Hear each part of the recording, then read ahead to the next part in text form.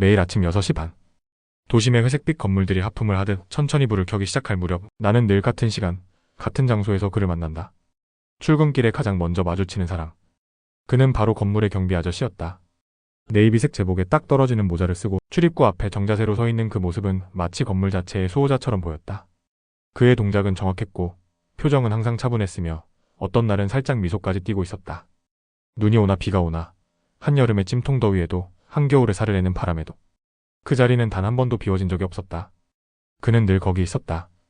좋은 아침입니다. 매일 아침 그는 나보다 먼저 문을 열고 그 인사를 건넸다. 그 목소리는 결코 크지 않았지만 이상하게도 기억에 남았다. 우리들은 대부분 형식적인 고개짓이나 예 하는 짧은 응답으로 넘어갔다. 어떤 이들은 아예 그의 존재를 의식하지도 않고 지나쳤다. 바쁘다는 핑계로 혹은 습관처럼. 그의 이름은 김영수 씨였다. 입주사 안내문 한켠 작게 적혀있던 그 이름을 나는 어느 날 우연히 보게 되었다. 그는 이 건물에서만 벌써 8년째 경비 일을 하고 계셨다. 하지만 그 시간보다 훨씬 오랜 세월을 세상 구석구석에서 살아왔을 그의 삶은 우리에겐 투명했다. 우리는 그를 그냥 경비 아저씨, 김 아저씨라고 불렀다. 그의 성함을 정확히 기억하는 이도 거의 없었다. 누구도 그가 어디에서 왔고 어떤 삶을 살아왔는지는 궁금해하지 않았다. 그는 그저 매일 같은 시간, 같은 자리에서 있는 익숙한 배경이었고 그의 존재는 어느새 우리의 일상이 되어버렸다. 그러나 그날부터 그는 우리의 일상을 완전히 뒤흔들어 놓게 된다. 경비 아저씨, 저 오늘 택배 좀 받아주시겠어요? 네, 사무실 앞으로 올려드리겠습니다. 저기 커피 좀 뽑아주세요. 카드가 안 되네요. 네, 제가 도와드리죠. 그는 모든 부탁을 다 들어주었다. 그의 응답에는 항상 예의가 있었고 그 행동엔 조용한 배려가 묻어 있었다. 말투는 단정했고 표정엔 불쾌한 기색 하나 없었다. 마치 모든 일이 자연스럽다는 듯 오히려 고개를 살짝 숙이며 좋은 하루 되세요 라는 인사까지 덧붙였다. 그러나 그 친절함조차 사람들에겐 무색했다. 그는 존재하지만 존재하지 않는 사람처럼 취급받았다. 엘리베이터 앞에서 마주쳐도 그와 눈을 마주치려 하지 않는 사람들. 점심시간 카페에서 마주쳐도 경비 아저씨 한마디뿐이었다. 어디선가 들린 말. 저 아저씨 맨날 책 읽더라. 나이 들어서 뭐 하겠다고 공부하는 건지. 그러게. 나이도 꽤 있어 보이던데 그냥 조용히 계시지. 괜히 유세 떨지 말고. 어느 순간 그의 존재는 조롱의 대상이 되기도 했다. 로비 한켠 경비실. 거기서 나는 우연히 문이 열려있는 틈새로 무언가를 보았다. 책이었다. 하지만 그냥 책이 아니었다. 헌법총론 민법강의 형법강론 법률서적이었다. 책장 위엔 형광펜과 메모지가 정리되어 있었고 한켠엔 제43회 변호사 시험 기출문제라 촉긴 프린트까지 있었다. 나는 순간 숨을 삼켰다. 이분 대체 뭐지? 그는 누구보다 성실히 살고 있었다. 하지만 그 성실함은 누구의 시선에도 들어오지 않았다. 어쩌면 우리는 그가 우리보다 낫다는 것을 무의식 중에 느끼고 있었던 건 아닐까? 그가 매일같이 읽던 책의 의미, 그 조용한 경비실에서 펼쳐진 지적 세계는 우리가 알던 현실과는 전혀 다른 차원의 것이었다. 그러나 그 사실을 깨달은 사람은 그때까지 오직 나뿐이었다. 그날도 언제나처럼 흘러갔다.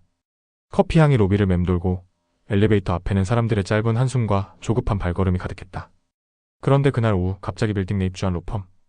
지안파트너스에서 회의실 문이 거칠게 열리며 한 직원이 허겁지겁 나왔다. 큰일 났습니다. 계약 상태가 문제 있다고. 고지어 대표 변호사의 낮은 목소리가 들렸다. 이대로 가면 우리가 책임을 뒤집어 쓸 겁니다. 패소 가능성 높아요. 회의실은 순식간에 침묵에 잠겼고 직원들의 표정엔 불안과 당혹이 엉켜 있었다. 문제가 된 건 한 중소기업과의 계약서였다. 몇 달 전 체결했던 계약이었지만 상대 측에서 내용을 문제 삼아 법적 공방을 예고해온 것이었다. 이거 이대로 가면 질 겁니다. 대표 변호사는 고개를 절레절레 흔들었다. 우리 회사 망하는 건가요? 그럴 수도 있습니다.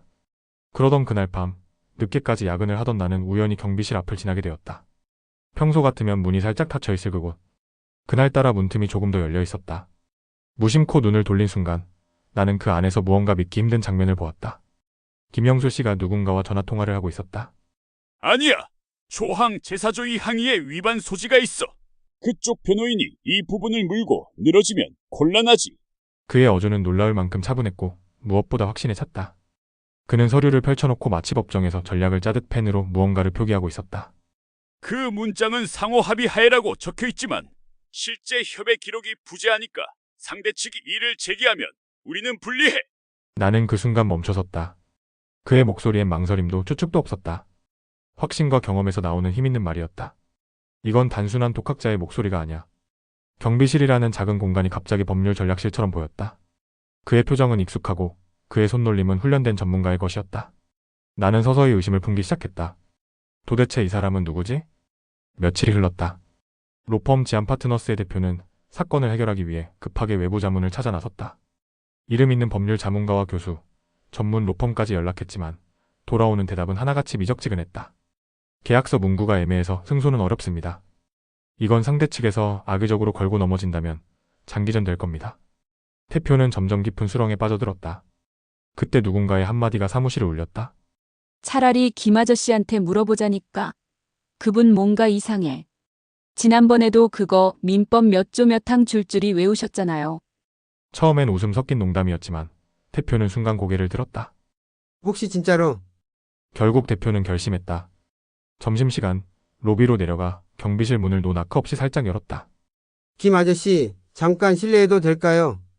김영수 씨는 고개를 들고 미소 지었다. 무슨 일이신가요? 태표는 머뭇거리며 계약서 사본을 내밀었다. 혹시 이거 한번 봐주시겠습니까? 그는 말없이 서류를 받아들었다. 잠시 동안 조용한 정적. 경비실의 시계 초침 소리만 또각또각 울렸다. 그는 붉은 펜을 꺼내 들었다. 그리고 침묵 속에서 페이지를 넘기기 시작했다. 10분이 지났다. 그는 펜 끝으로 세 군데를 가리켰다. 여기, 그리고 여기. 문제의 핵심은 이 세 조항입니다. 대표는 숨을 죽였다. 김영수 씨의 말이 이어졌다. 상대 측 변호인은 아마도 이 부분을 근거로 계약 파기를 주장할 겁니다. 하지만 이 내용은 작성 당시의 이메일 기록과 상호 협의 문서가 존재한다면 반박 가능합니다. 특히 이 문장의 합의에 따라는 강제성이 없기 때문에 우리가 유리합니다. 그 말에 대표는 숨조차 쉴 수 없었다. 그 정확한 분석, 그 논리적인 판단. 이건 단순한 지식이 아니었다. 법정에서 수백 건의 실전을 경험한 사람만이 가질 수 있는 직관이었다. 대표는 입을 떼었다. 대체 누구세요? 그는 그제서야 조용히 미소 지었다. 수십 년 묵은 비밀이 그의 입에서 흘러나왔다. 김영수입니다. 한대 법무법인 청년의 공동 창립자였죠. 그 순간 대표의 눈이 커졌다. 그 이름. 청년. 국내 최상위 로펌 중 하나. 대한민국 최고의 변호사들이 모인 곳. 그가 그 청년이 창립자라고. 경비복을 입은 그 사람이. 대표는 숨이 막혔다. 김영수 씨는 고개를 조용히 떨구며 말했다. 지금은 다 잊혀졌죠. 하지만 그 시절 저도 한때 사람들을 지키기 위해 법을 펼쳤습니다. 그의 눈빛은 조용히 불타오르고 있었다. 그리고 그 순간부터 모든 것이 달라지기 시작했다. 사무실 전체가 충격에 휩싸였다. 법무법인 청년이라는 이름이 공기 중에 맴돌았다. 그건 단순한 로펌이 아니었다. 수많은 대기업과 정부기관의 자문을 맡고 언론에도 자주 등장하는 국내 최정상 로펌. 그 청년의 창립자 중 한 명이 지금 이 빌딩에 경비복을 입고 있었다는 사실에 직원들은 할 말을 잃었다. 대표는 머뭇거리며 다시 물었다. 정말 그 청년을. 김영수 씨는 조용히 고개를 끄덕였다. 30년 전이었죠. 당시엔 아무것도 없었습니다. 한켠 빌딩 옥탑에 작은 사무실을 얻어 3명이서 시작했어요. 밤을 새우며 자료를 읽고 하루에 3건 이상의 재판을 뛰며 우리 손으로 청년을 만들어냈습니다. 그는 잠시 옛생각에 잠긴 듯했다. 처음으로 억울한 사람을 변호했던 그날, 그 눈빛을 잊을 수가 없어요. 사람의 삶을 바꾸는 일, 그게 법이 할 수 있는 일이라고 믿었습니다. 직원들 사이에서는 숨죽인 감탄이 새어나왔다. 그런 그가 왜 이곳에서 경비를 하고 있는가? 누군가 용기를 내어 물었다. 그럼 왜 이런 생활을? 그는 조용히 고개를 떨구었다. 목소리가 떨렸다. 사고가 있었어요. 그날도 재판을 끝내고 돌아가는 길이었죠. 전화를 받지 못했습니다. 아내와 딸이 단둘이 드라이브를 나갔다가 신호를 무시한 트럭과 충돌했습니다. 모두 숨을 죽였다. 문제는 그 다음이었어요. 가해자는 로펌의 고객사 임원이었고 사고 기록이 조작됐습니다. 블랙박스 영상은 없다고 했고 목격자는 입을 닫았습니다. 나는 변호사였지만 그 사건 앞에선 무력했어요. 그의 눈가에 눈물이 맺혔다. 그날 이후 저는 모든 게 의미 없어졌습니다. 청년의 대표직을 내려놓고 어디론가 사라졌죠. 사람들이 날 기억하지 않길 바랐습니다. 그는 사람들이 많이 모르는 동네, 이 빌딩의 경비 공고를 보고 지원했다. 낮은 시급 긴 시간. 그러나 그는 말했다. 이곳에 오니 아무도 날 모르고 아무도 기대하지 않았어요. 그게 좋았어요.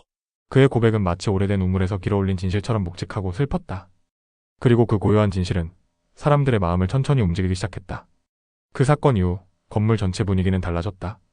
경비실 앞을 지나던 직원들이 먼저 인사를 하기 시작했고 로비 한켠 게시판에는 김영수 씨에 대한 감사글이 하나둘 붙기 시작했다.